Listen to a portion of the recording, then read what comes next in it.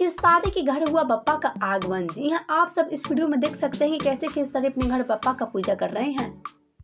और ऐसे में खेसारी अपना हाल ही में रिलीज हुआ संतेरे मेरे दरमिया कैसे बप्पा के सामने गाते हुए नजर आ रहे हैं। और ऐसे में देखने में ये लग रहा है कि खेसारी बप्पा से कोई मन्नत मांगते हुए नजर आ रहे हैं। और ऐसे में खेसारी अपने फैमिली के साथ काफी धूमधाम से गणपति पूजा करते हुए नजर आ रहे हैं,